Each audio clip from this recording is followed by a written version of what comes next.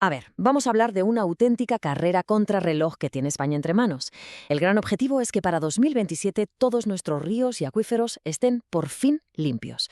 La pregunta del millón es, ¿se va a conseguir? ¿Es algo realista o, como se suele decir, una quimera? Pues venga, vamos a meterle mano al asunto. Y claro, la primera pregunta es, ¿cómo que el agua limpia tiene fecha de caducidad? Suena raro, ¿verdad?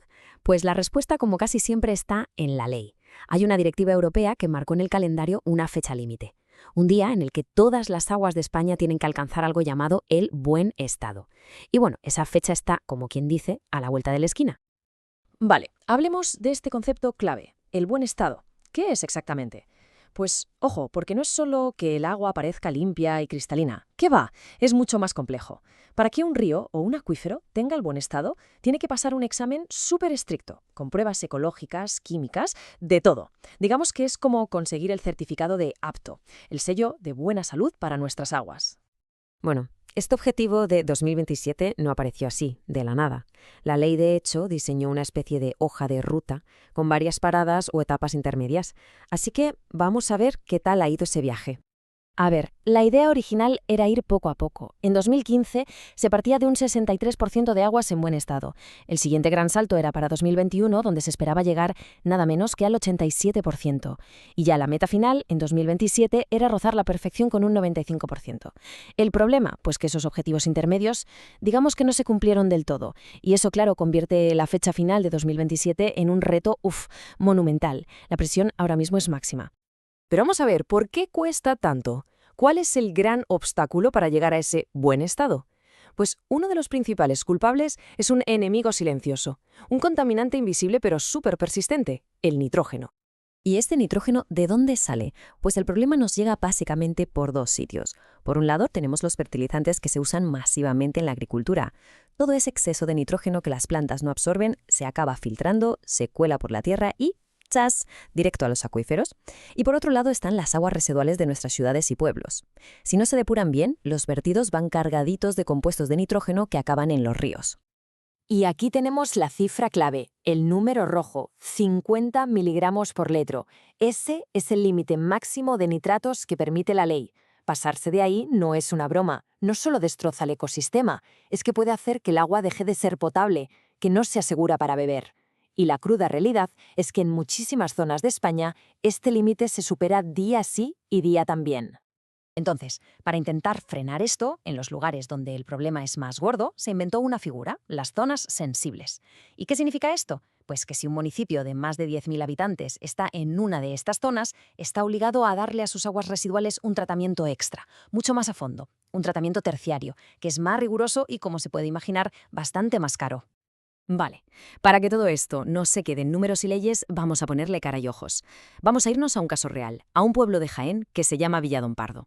Su historia es el ejemplo perfecto para entender la escala de este desafío. A ver, primera cifra sobre la mesa. Más de 2,5 millones de euros. Esto es lo que estaba presupuestado solo para construir la depuradora. Digamos, la versión básica. El primer paso para empezar a limpiar sus aguas residuales. Pero ojo, que a eso hay que sumarle esto otro. Casi 800.000 euros más. ¿Y esto para qué? Pues solo para instalar el sistema avanzado, el tratamiento extra para quitar el nitrógeno y el fósforo. ¿Por qué? Porque, como hemos dicho, están en una zona sensible y es obligatorio. Y aquí es donde la cosa se pone increíble. Tenemos el plan, tenemos el dinero, más de 3 millones de euros en total. Y sin embargo, en el momento de consultar los datos, el estado del proyecto era este.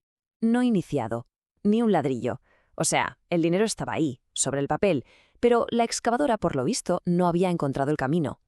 Y por si el cóctel de contaminación y retrasos burocráticos no fuera suficiente, pues añadimos un ingrediente más que lo lía todo todavía más: el cambio climático.